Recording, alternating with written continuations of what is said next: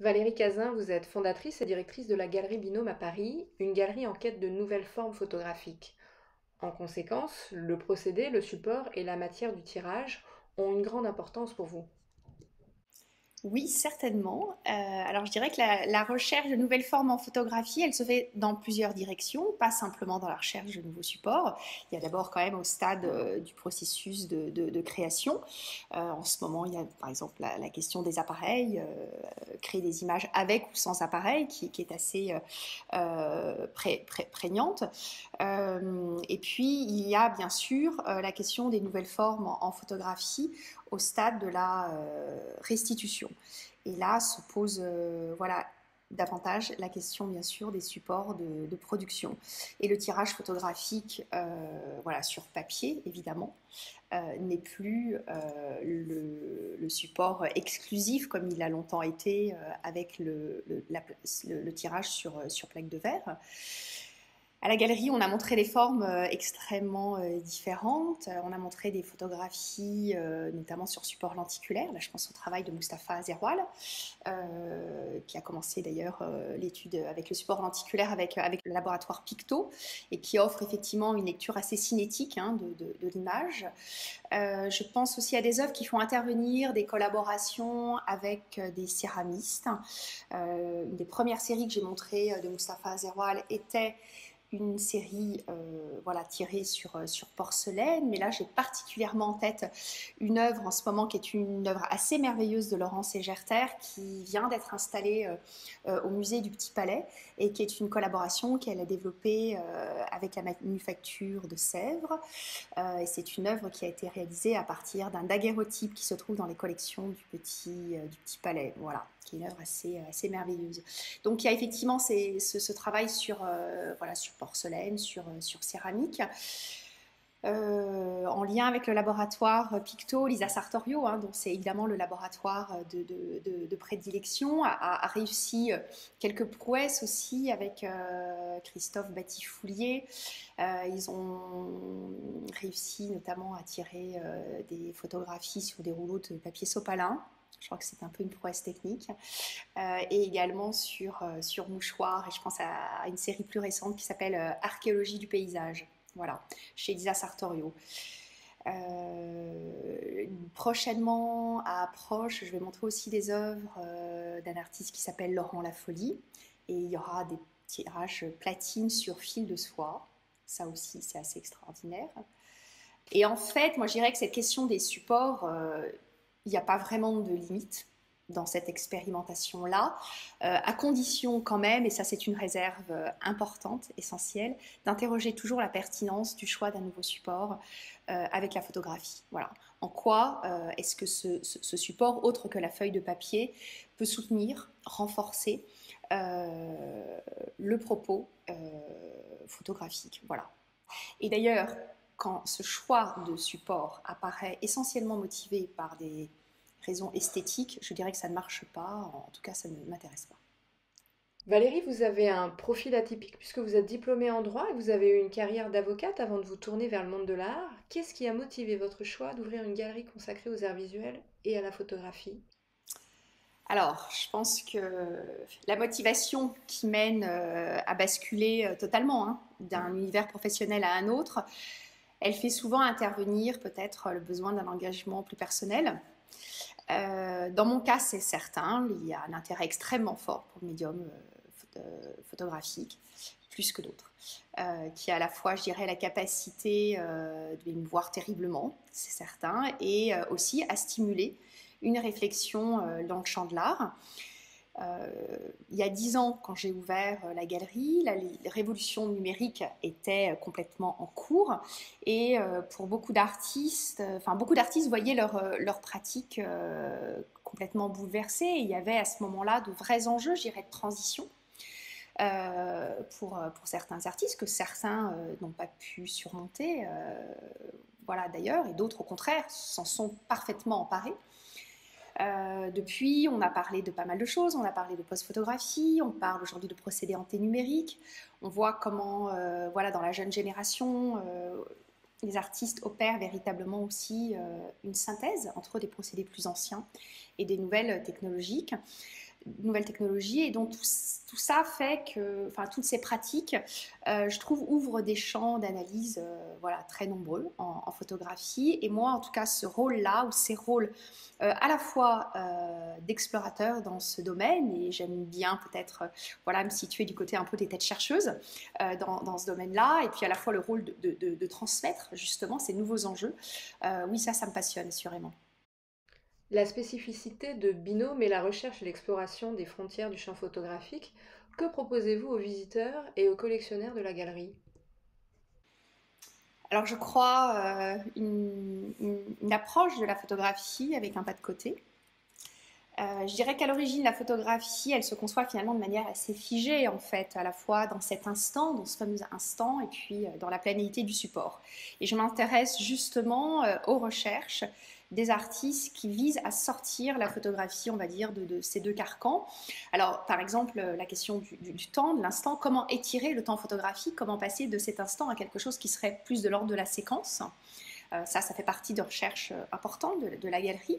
Avec quelques exemples, je parlais tout à l'heure de Moustapha Azerwal avec son lenticulaire, mais effectivement, cette série Radiance, grâce à ce procédé lenticulaire, il donne véritablement à voir un déroulé du cycle de la lumière, du lever jusqu'au coucher du soleil, avec le déplacement du spectateur. Et on passe véritablement d'un instant photographique qui se passe d'abord par son processus de captation en argentique à une perception voilà, vraiment sur le mode de la séquence. De manière extrêmement différente, je pense aussi à une série qui s'appelle Midi, de Marie Clairel, et où elle restitue très différemment, mais aussi quelque chose qui est de l'ordre du cycle du temps. Alors chaque jour, Marie, son téléphone sonne à midi, et elle sort exposer une feuille de papier, tout simplement imbibée de cyanotype. Et la restitution de ce travail, donc très patient, prend la forme d'un calendrier. Chaque mois aborde finalement aussi quelque chose qui est l'ordre du cycle des saisons, du cycle d'une année. Et si on se projette un petit peu, moi je trouve que ça raconte quelque chose qui est du cycle de la vie, tout simplement. On a parlé de l'instant, je vous ai parlé tout à l'heure effectivement de la question de la planéité, de la photographie. Et pour moi, si vous voulez sortir de l'espace en deux dimensions, ça n'implique pas forcément la restitution en volume, ça peut l'être, mais pas forcément. Je pense aussi à un autre travail, c'est celui de Thibaut Brunet, avec sa série des territoires circonscrits. C'est un artiste qui travaille pour ce projet-là. Alors il explore le littoral français avec un lidar, et donc qui scanne le paysage en trois dimensions. Mais ces œuvres, elles sont tirées de manière très classique en fait, hein, des tirages et d'encre sur papier, et pourtant, la perception vraiment est une perception du paysage en trois dimensions, parce que justement l'intérêt de cet appareil-là, c'est de pouvoir glisser à l'intérieur d'une même image plusieurs points de vue. Donc on quitte le point de vue unique, celui du photographe dans le viseur de son appareil. Et cette technologie laser, d'ailleurs, elle n'est pas déroutante que par rapport à ce point de vue, elle est déroutante aussi par rapport à la question de la lumière, puisque finalement cette technologie laser, elle peut se passer de la lumière au moment de la prise de vue. Et c'est vrai qu'il en résulte, je crois, quand on regarde l'image, une perte de repères spatio-temporels qui est assez troublante. Sur cette question aussi voilà, comment dire, de l'interaction de supports qui ne sont pas des supports de prédilection avec la photographie, mais qui fonctionnent très très bien. Je vous ai parlé tout à l'heure du travail de Laurence Egerter et la tapisserie qui fait son entrée à la galerie voilà, depuis quelques semaines.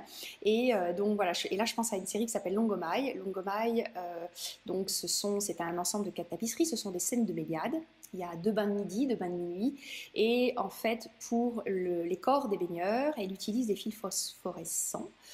Et donc c'est une façon finalement de glisser une image latente à l'intérieur de l'œuvre, puisque cette perception à travers la phosphorescence, elle est invisible de jour, elle ne se révèle que dans l'obscurité, et je trouve que c'est une manière magnifique en fait de convier le spectateur véritablement dans l'intimité de la chambre noire et d'assister, comme s'il assistait en fait à l'apparition de l'image. Voilà, et je trouve ça assez fascinant, cette façon voilà, d'interagir avec le spectateur. Et d'ailleurs, cette question de l'instant décisif chez elle ne se pose pas, puisqu'il n'y a pas de prise de vue. C'est quelqu'un qui travaille essentiellement à partir d'archives photographiques. Mais l'instant décisif, elle le déplace du côté du spectateur. C'est au spectateur d'être là au bon moment. Voilà. Et ce changement de perspective m'intéresse beaucoup aussi. Et voilà, je trouve que quand on arrive à mettre des décalages comme ça en place, c'est assez passionnant.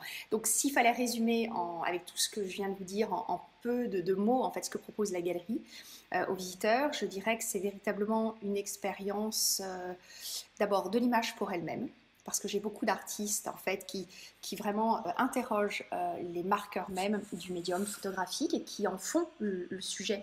Et puis donc cette expérience de l'image voilà, pour elle-même et évidemment une expérience du monde par l'image. Vous nous parliez du lien entre vos artistes et les tireurs. Quel rôle joue le laboratoire dans ces pratiques si singulières?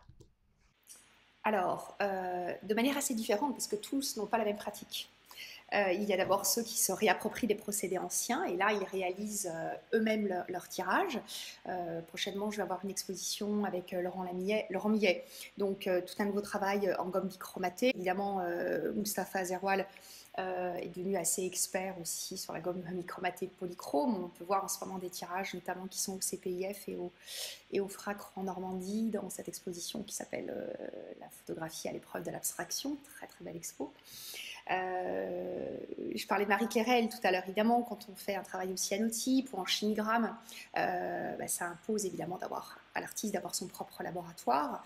Une autre artiste de la galerie dont je n'ai pas encore parlé, mais Anaïs Boudot, voilà, une critique d'art parle de l'aspect du côté alchimiste hein, de son travail, et effectivement il y a beaucoup de manipulation en laboratoire chez Anaïs Boudot, donc c'est essentiel ce rapport au laboratoire chez elle. Laurent Lafolie, voilà, qui est un des artistes à la galerie. Enfin, moi, je sais pas, je crois qu'on peut considérer que c'est franchement un des meilleurs tireurs de sa génération. Et chez lui, véritablement, le choix. C'est quelqu'un qui pousse l'expérimentation à la fois de la chimie, des papiers et des procédés de tirage vraiment au rang d'enjeu photographique dans son travail. Ce que fait en ce moment, ce que réalise Baptiste Rabichon à quatre mains avec un autre artiste, Fabrice Laroche, à partir d'autochromes originaux. Voilà, et ça va sortir bientôt. Et là, enfin, je peux même parler d'exploit en matière de tirage argentique.